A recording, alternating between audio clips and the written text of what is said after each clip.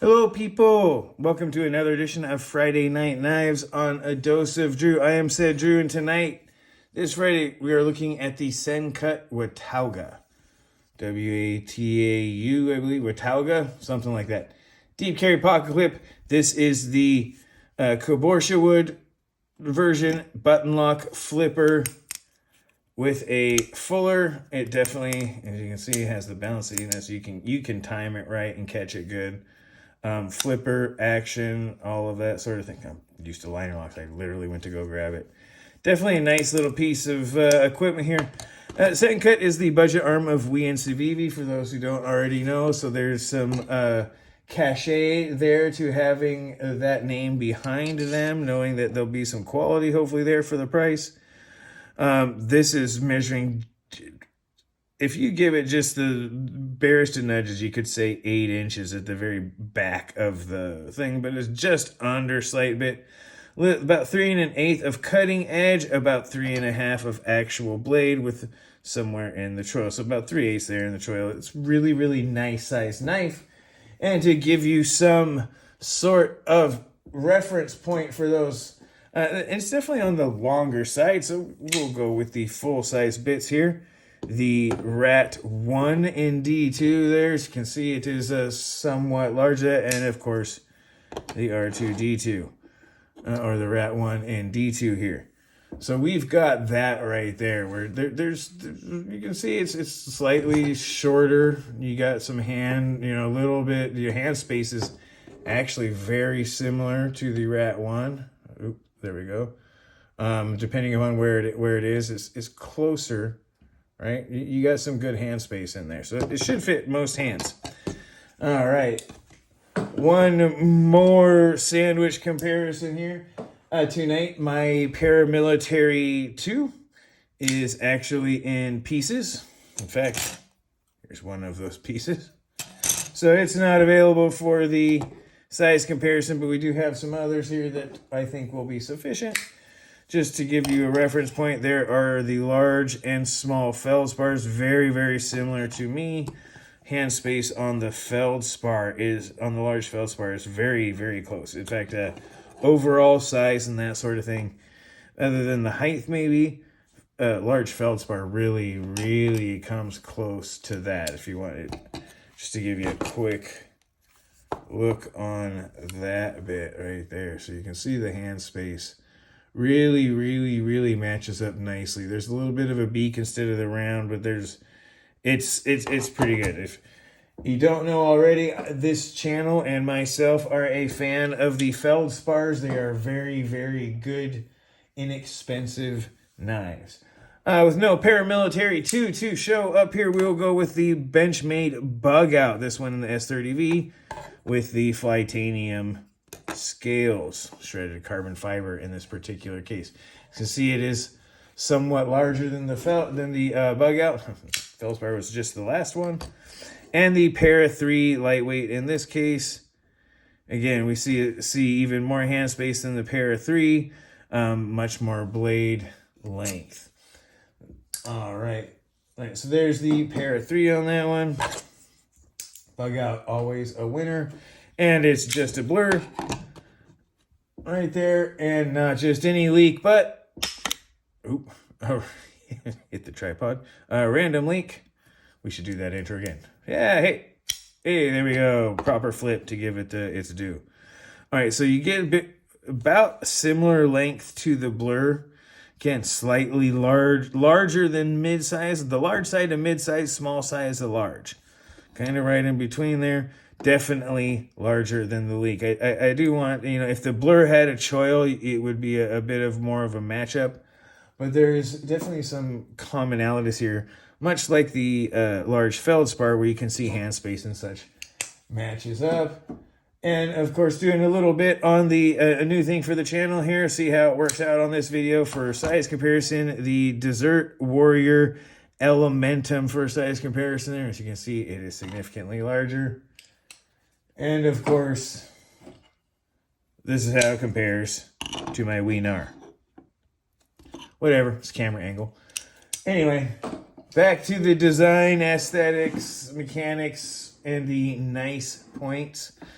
The design on this one, I like I picked, they have other ones besides the Koborsha wood and black, but I very much like the wood and black that comes with some of these. I have, even if it's not the black, I do still like the Koborsha wood. I have it, even without the black blade, I have it on the Conspirator as well. I think this is a very classy. I have it on several other finishes. I have it on another knife, the Dogtooth as well. It is classy, smooth. The wood is a little bit smooth, but it gives the right grip. And I think it definitely provides a touch of class to the design and aesthetics of it.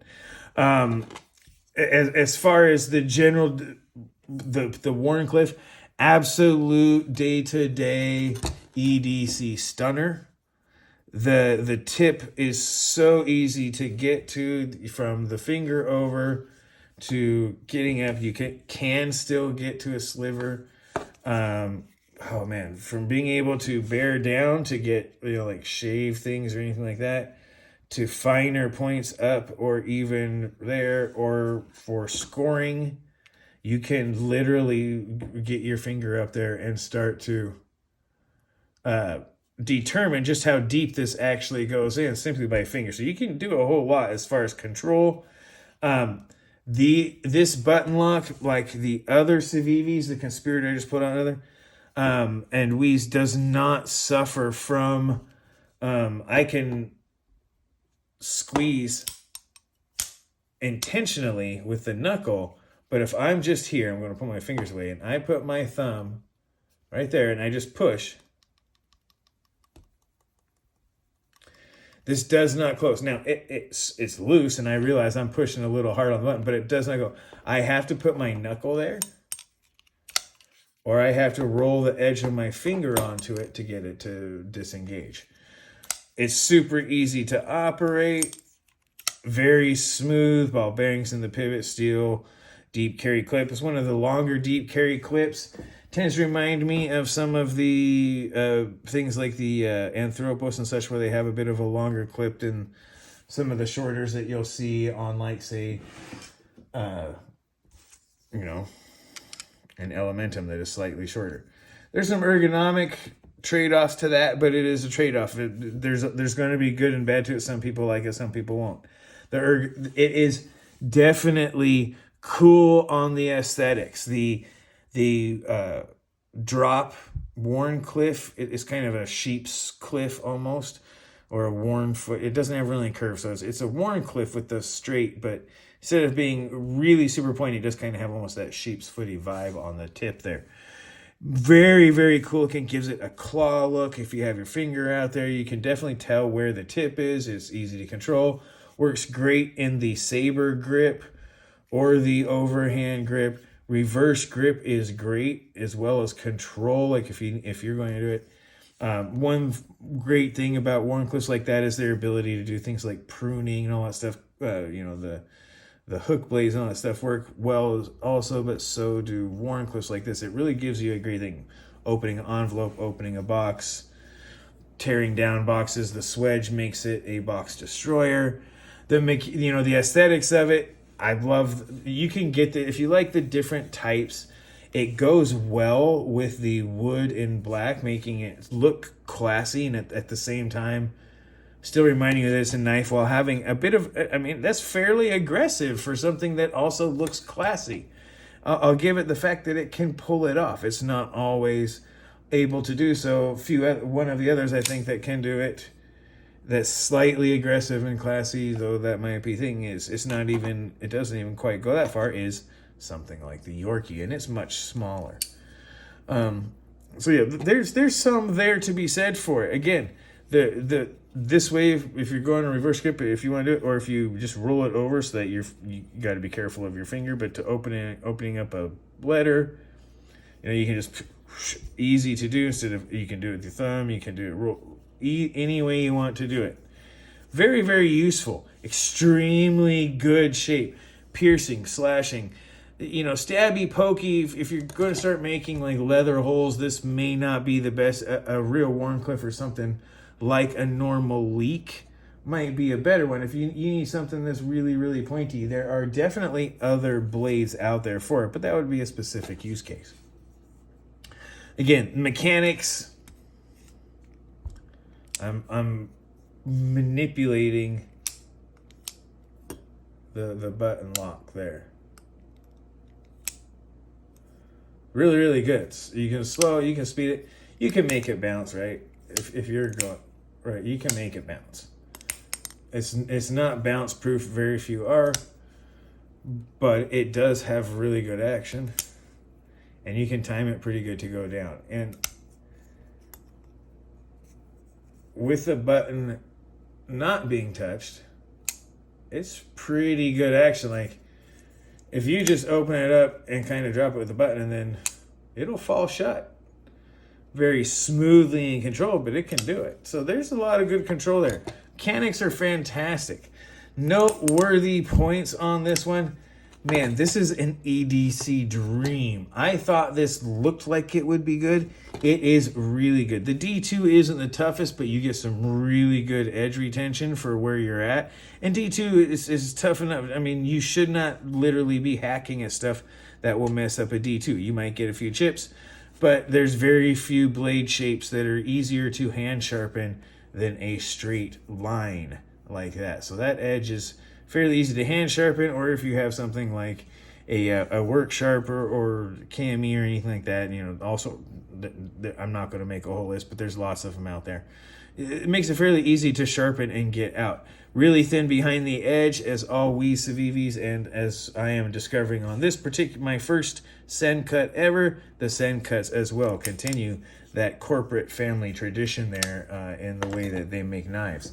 Intended purpose on this is obviously an EDC knife, and man, does it deliver.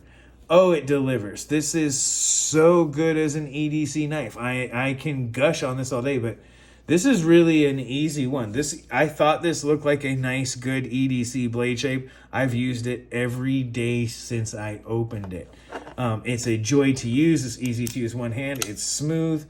Its intended purpose as an EDC knife. It's right at the edge of what I can carry around where I am, and I could not take this to some of the more deep urban areas where there's a 3-inch blade limit, but that 3.5-inch blade limit is right at the other side of what a lot of places will allow, where you can get to 3.5 or less.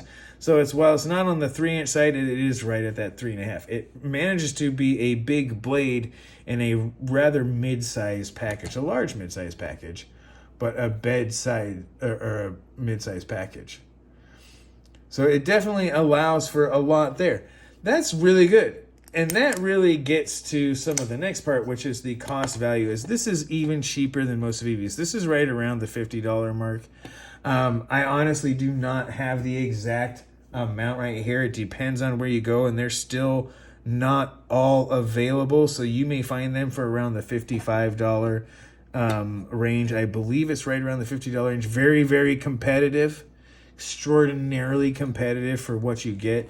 It's a D2 Chinese-made flipper that's a button lock and has a fuller, is absolutely flickable, is ridiculously and eminently fidgety, extraordinarily useful under many, many circumstances for use, everything other than just chopping. Like, this isn't a chopper, but scoring, cutting, making notches, opening boxes, opening envelopes, opening... the number of things. One of my favorite so far uses for this is bubble wrap. That the ability to manipulate this in multiple dimensions while following something like a thick bubble wrap, where that tip is out front of like your fingers, so you're not going to jab yourself, anything like that, and you can literally just work your way around a piece of bubble wrap. Oh, this thing is so cool. Very, very good for that. Really, really good for that. They really went all the way out. And for the cost to value, I mean, seriously. One of the few other knives that I would say comes close to the cost to value is a Civivi, and that's the Riffle. Very similar in size. Or another Civivi, and that's the Conspirator. The only other knives that really get here, and they've made quite a few of them now, and personally, in my opinion, the Sencut The Conspirator is hard to beat, but I really would like a choil. And the Sencut Watauga, whatever it is,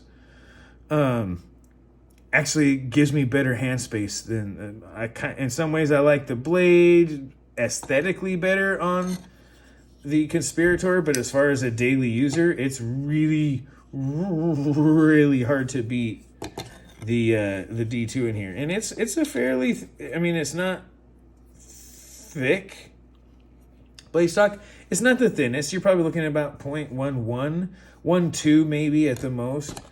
You know, it's not the 14C20N, it's D2. There's a lot of things that are really, really nice about this. One of the few others, again, another big one that may go in here. One that does not get as much fanfare as it used to, but really reminds me as far as utility, a lot of this knife is the CJRB Tala. This is, the Tala is a great knife, lots of hand space, decent sized choil, lots of control, but it's a liner lock. The D2 is nice, right? And you get a lot with the almost full flat grind. There is actually a little bit right there, you can see. It really comes up somewhere mid choil, or mid fuller, not choil. Very, very similar in grind height too, for the, not necessarily blade height, there's a bit extra on here, but the actual grind height, very similar in height. And the D2 on this is thicker. So Tala is one of my favorite less expensive knives as far as just general. It's got this worn foot style, I like to call it. A little bit of belly on it, what's otherwise like a reverse Tonto style Warncliffe. Really one of my favorites. If I pick this up, I know I'm going to be like going in and doing some box destroyers or something like that. Like, this is a great one that's relatively inexpensive and extraordinarily useful. It used to be my favorite. I'm kind of leaning towards the Sencut now. The cost to value ratio, the button lock, the fidgety, a lot of the same things I like about both the Conspirator and the Tala are alive in this here Watauga.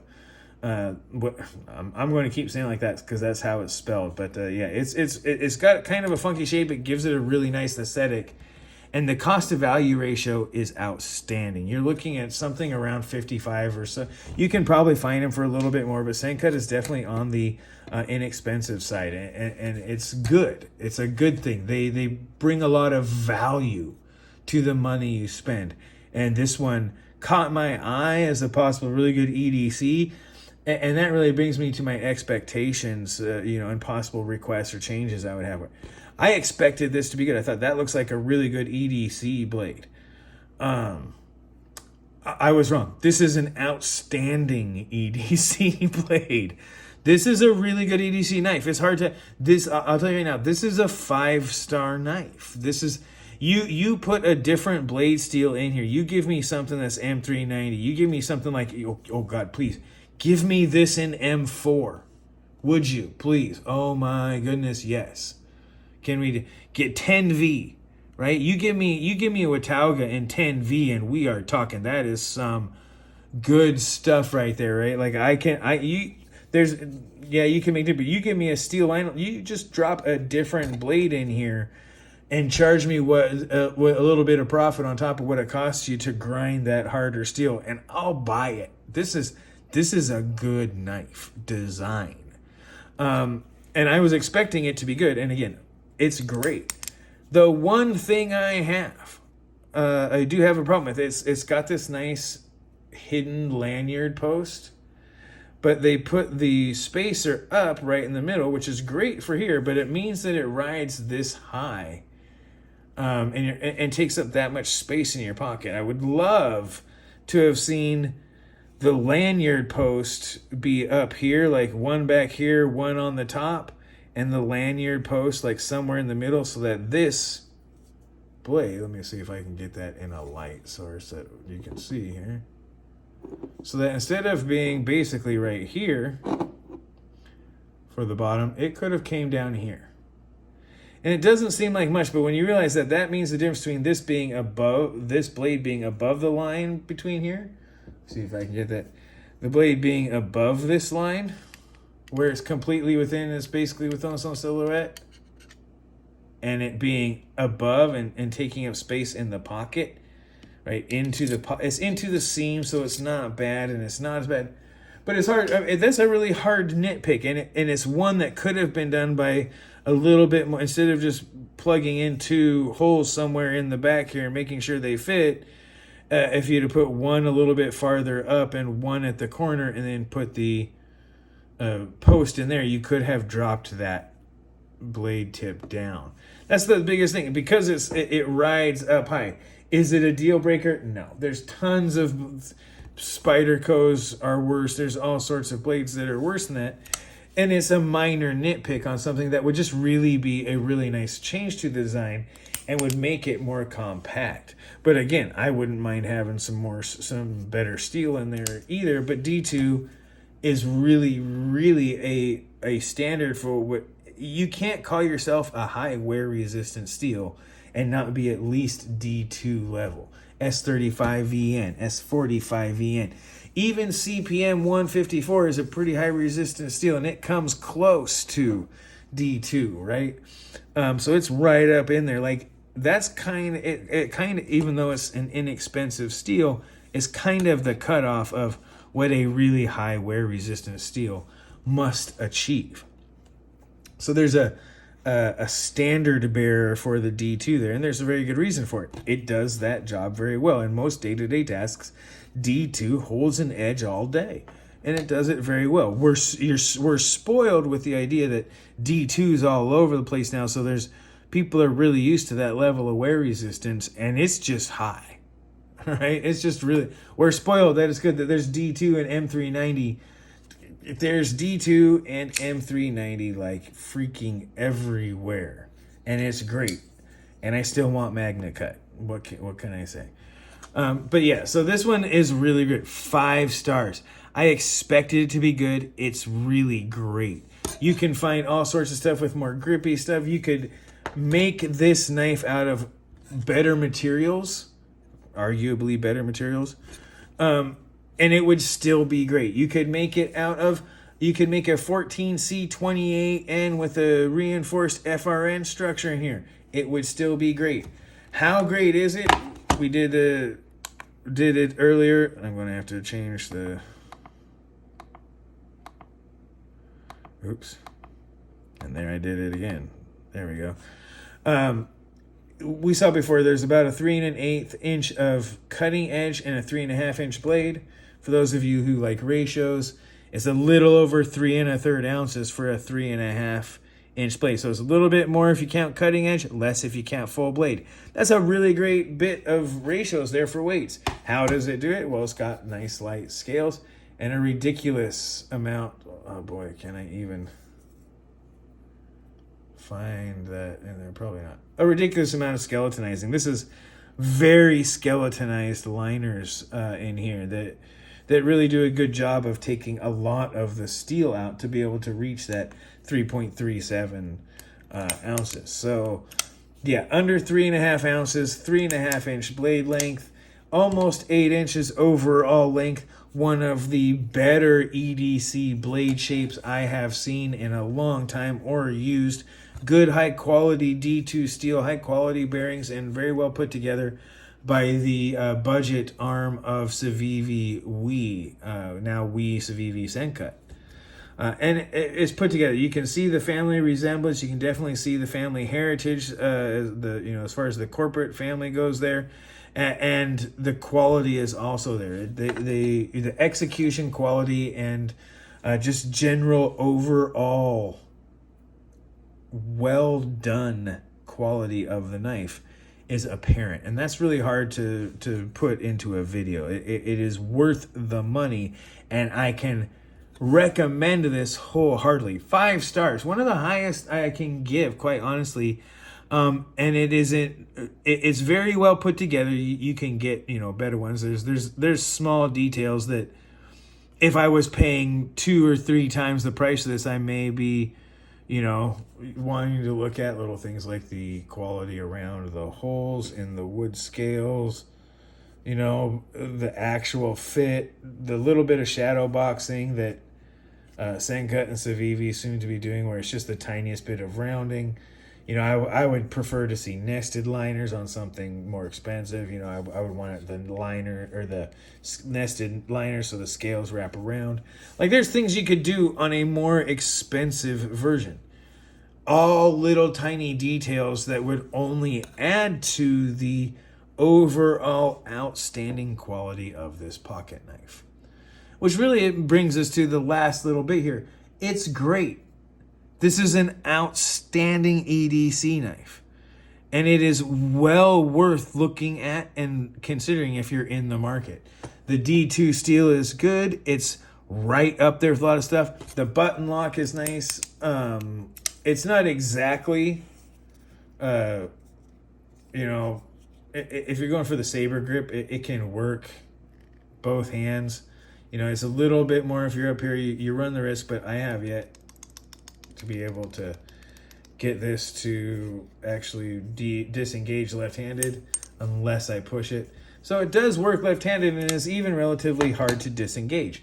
So it does work as a ambidextrous thing as well. And again, I am gushing because I gotta tell you, 5 stars. 5 stars. One of the first 5 stars I've given for anything in a long time. It's just really hard to find something that at this price point, this knife doesn't do well. It's put together. The design is outstanding. The blade is an EDC dream. The execution of the materials for the price point is as good as anything you'll find on the market, if not the standard by which others are measured. So there's a lot to be said there, and it's really hard to say that it's not a great knife. So yeah, 5 stars. Highly recommendable. If we in Civivi iterate this as a different version, I hope they do. I hope they get better materials. I hope something like CPM 154 or something goes to Civivi, or we pulls one out on this with this exact same blade shape, and they do something like a Magna Cut or an M390 or something along those lines, because this is a fantastic design that could definitely stand to have the higher end treatment and would still be fantastic in that. So yeah, hats off to Sencut and the guys there. If I'm wrong, I believe this.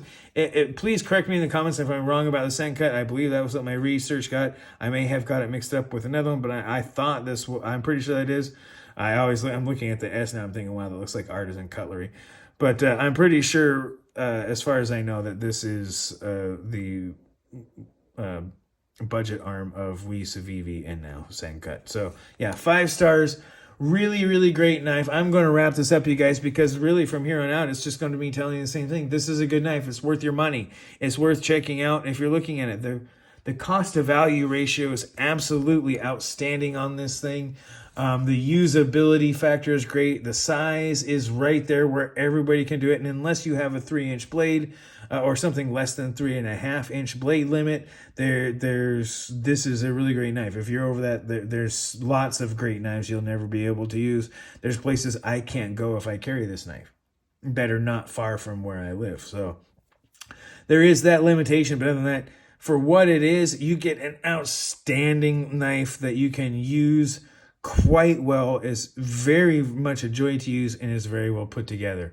And with that, I'm going to say it again, 5 stars, you guys. This is absolutely excellent. This right at the top, 5 stars, 5 whatevers, 5 cuts, 5 whatever you want to talk about it. This is an excellent knife, and I give it the highest rating I can, as well as one of the more stronger recommendation ratings I can give. This is a knife well worth your dollars, your money as a consumer, and it puts some of the other knives coming out from other well-known companies in D2 and all that other stuff, where they're coming near this price point that, hey, this is kind of what the quality experience, the quality and consumer experience that really needs to be beat or needs to be met in this price point and in this market range. So they really have set the standard with this knife.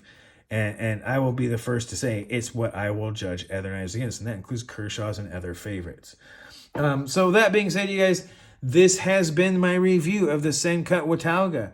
That is your Friday Night Knives with a dose of Drew. And again, watch it twice, comment as much as you like, be mindful of side effects. And remember to subscribe. This has been your dose of Drew on Friday Night Nights. I am said Drew, and you guys have a great rest of your night.